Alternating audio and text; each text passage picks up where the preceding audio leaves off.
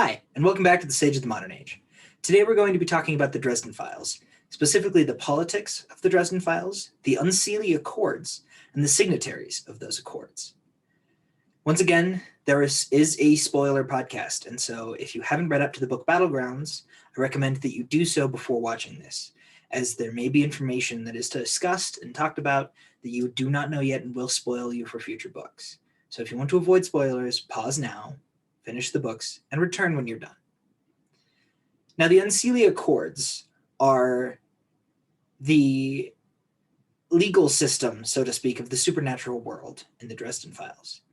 They were created originally by Queen Mab of the Winter Court of the Fairies, and they define the terms by which the supernatural world will go about its business, because if the supernatural world were to be constantly at war or fighting all the time, then the humans would discover them. The humans are much more numerous than the supernatural world, and with the technology that we have nowadays, it would only be a matter of time until all of supernatural life was eradicated from the world. So in order to protect themselves from that, they signed the Unseelie Accords. Now, the Unseelie Accords define things like when is okay for violent action, how many mortals one is allowed to take and which ones, what kind of action can be taken against the other signatories of the Accords, who's protected against this kind of action, those kinds of things.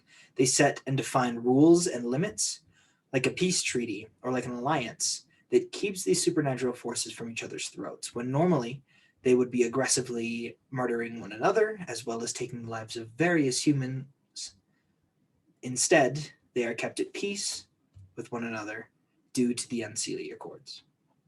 Now, there's a number of signatories that are discussed in the book. Today, I'm going to talk about 11 of those signatories. So let's just jump into it. The first and most obvious of the signatories of the Unseelie Accords is the Winter Fairy. The Winter Fairy, led by Queen Mab, are creatures of hunting and cold and bitter, and they are the fairies that rule the fairy world during the winter. They are those that are a little bit more capricious or a little bit more violent in tendencies, and they stand directly counter to the next signatory, the Summer Fairy, led by the Queen Titania. The Summer Fairy are all about growth and development and progress, despite, or rather in spite of, what's already there. So they are those that overgrow things that are present. They are all about the entropy, the progress of things towards destruction. They are about the summer and heat. They are the fairy that rule the fairy court during the summers. And these two are in a bit of a war, but because of the Unseelie Accords, that war is kept very tame and off of the mortal plane, the material plane, in the Never Never, in the fairy realms, as to protect the nature of the fairies from the humans. The third signatories of the Unseelie Accords is the White Court of Wizards. The White Court is the wizarding body. They are in charge of the rules of magic that we discussed in the last episode, and they are the ones that are in charge of keeping magic users and wizards and other practitioners of magical arts in line with the Accords, keeping them from doing anything that would violate the Accords and bring supernatural anger down onto the other magic users. The next signatory that I would like to discuss is the Order of the Blackened Denarius. The Order of the Blackened Denarius is a group of individuals that are possessed by the spirits of fallen angels. These angels inhabit coins that are the denarius that were given, the 30 pieces of silver that were given to Judas after he betrayed Christ to the Romans. These fallen angels are bent on the destruction of humanity, the corruption of people, and the downfall of the white God, God with a capital G, the Christian God. The Order of the Blackened Denarius is dangerous and deadly and one of Harry's greatest foes, but they are signatories of the Accords, and so they are kept by those laws from doing anything too terribly awful to humanity. It is hinted at in the books that they are not really keeping with those promises that they've made with the Accords and with the terms of the Accords, and so it's likely that that will turn on them at some point in time in the near future. However, they are currently still signatories. Up next, I want to talk about the Archive, or Ivy, as she is known to Dresden. Ivy is the embodiment of all human knowledge. So everything that has ever been written down is known by the Archive. It is a mantle that is passed from mother to daughter through a maternal line as soon as the mother's death happens. Ivy, unfortunately, received this knowledge as an infant when she was very, very young. And so Ivy is still very young and possessing of great magical power as well as great knowledge.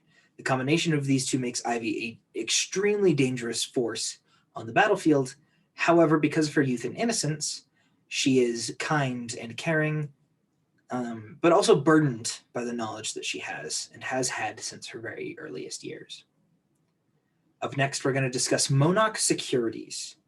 Monarch Securities, led by Vaderung, or One Eye, is a security corporation that lends out Einherjar and Valkyrie for security purposes. It's hinted at a lot in the book that Vaderung is Odin, the Norse god Odin, and he and his Nordic warriors are a very dangerous, very deadly force that can be rented out by other supernatural entities for protection, for military purposes. They basically just are warriors for hire, sellswords, so to speak. Next, we're going to talk about the Svartalfs. Svartalfs are underground dwelling creatures, fantastic builders and enchanters that mostly live in the Never Never, but have recently come over to the material plane and began helping with the defense of Chicago and helping Harry and his compatriots to build locations for them to live. Harry does them several favors, but then gets on their bad side when his brother, Thomas Wraith, murders their leader. So Harry has a very difficult relationship with Svartalfs at the moment, but they're known for their building ability and for their ability to enchant those buildings to be very defensible, very safe, very strong. All three of the vampire courts are also signatories of the Accords: the Red Court, the White Court, and the Black Court. Because of that, the wizards and the Red Court vampires got into a war because Harry killed one of their leaders after his girlfriend was kidnapped. Under the signatories, because Susan, Harry's girlfriend at the time, was kidnapped and turned into a Red Court vampire, that was entirely acceptable under the Accords because she was a mortal human being, and within their numbers of mortals and situations of mortals that they were allowed to take in turn. Harry retaliated, killing one of the leaders of the Red Court. Under the Accords, this was an act of aggression and allowed the Red Court to declare war against the White Court. Now, it was later discovered that this was all done intentionally, and the Red Court was held in contempt by the Accords and was nearly eradicated by a massive magical spell that Harry worked on, along with Susan, the turned Red Court vampire, who was able to use her connection with the Red Court to help eradicate them, unfortunately sacrificing herself in the process. The next signatory is one that we don't know very much about, and that's Farovax the Dragon. Farovax is known to be extremely dangerous and powerful and greedy, but other than that, almost nothing is known. He is so largely powerful that he can't actually show up himself on the material plane without destroying nearly everything around him. He warns Harry on several occasions that if he were to actually pull his real power into this world, that he would crush Harry just by existing. Fairfax is the only dragon, the only living dragon that we see in the book series. However, it is discussed that there is another dragon that was slain by Michael Carpenter, one of the Knights of the Cross, which is something we'll talk about later. Up next, we have the forest people, who are what typical cryptidology and mythology would call Sasquatch, or the Bigfoot. They're a race of people that live out in secluded forests and out in the wild that are very powerful magic users, particularly nature magic, the ability to shapeshift, to transform, control nature, those kinds of things. Other than that, not much is known about them. And the last signatories, although they are now former signatories of the Unseelie Accords, is the Fomor. The Fomor are ocean-dwelling people that were pushed out of Ireland by the Tuatha De Danann, or by the fairy people. They were pushed into the ocean, have kind of transformed while down there into ocean-dwelling kind of people of the deep. We still don't know a lot about the Fomor. They are magically talented and magically resistant, and they have partnered themselves with Nemesis and the Outsiders to attack and attempt to destroy the supernatural world. That's why the Battle of Chicago was fought, was in order to push out the Fomor from the city of Chicago and protect the people there, as well as the supernatural community that exists there. Now, I wanted to discuss one more organization that exists in the Dresden universe. However, they are not signatories of the Accords, and that is the Knights of the Cross and the Faithful. The Knights of the Cross are three soldiers, three knights, that are each gifted by an archangel themselves a blade, a sword of the cross. Swords of the cross have nails from the cross of Christ embedded in their hilts. And because of that, combined with the faith of the wielder, are given extreme power. They are enabled to kill just about anything, any supernatural creature. They are resistant to magic and can dispel spells. The Knights of the Cross are very powerful, and because of their faith, are resistant to a lot of magical effects, as well as they seem to have the ability to appear anywhere they're needed.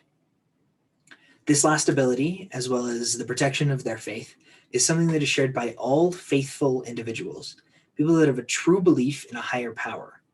These people seem to be magically protected from dark magic, black vampires, black court vampires, and several other things can't touch the faithful because of their faith.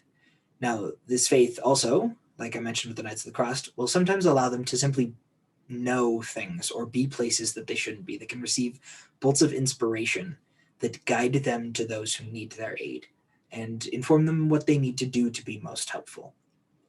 Unfortunately, because of the rules of the nature and how things work, it's very difficult for angels and divine beings like gods to work their power directly in the world. And so instead, they delegate this power to the faithful in order to make the actions that need to happen. Currently, the signatories of the Unseelie Accords have all banded together to face down the Outsiders, who have broken through the outside gates and are attacking the world. Recently, this has culminated in the Battle of Chicago, a devastating battle that nearly leveled the city of Chicago and led to several deaths on both sides. Eventually, the members of the Unseelie Accords, with Dresden's help, were able to be successful in defeating Nemesis, however, at great loss. The current story sits at just after the Battle of Chicago, as they are trying to regroup, rebuild, and come after Nemesis to attempt to defeat him and the rest of the Outsiders and protect the supernatural individuals as well as the mortals in the world. That's it for this episode of Sage of the Modern Age. I hope you enjoyed it, and we'll see you next week. Bye. Thank you so much for joining us at the Sage of the Modern Age. We're grateful that you're here, and we hope you enjoyed the episode. If you'd like to find more, you can find the podcast on any of the major podcatchers, including Spotify, Apple Music, Google Podcasts, Anchor, and many more. The videos are also uploaded to YouTube, and we'd love to see you there as well. You can also find us on Facebook, Instagram, and Twitter at Sage of the Modern Age or at SOTMA. If you'd like to support the podcast, there's a link on the Anchor website, anchor.fm/SOTMA, where you can donate to the podcast and send voice messages and tell us what you enjoyed, what you didn't enjoy, give us suggestions as to what we can do for future episodes. Hope to hear from you and hope to see you next week. Till then, bye.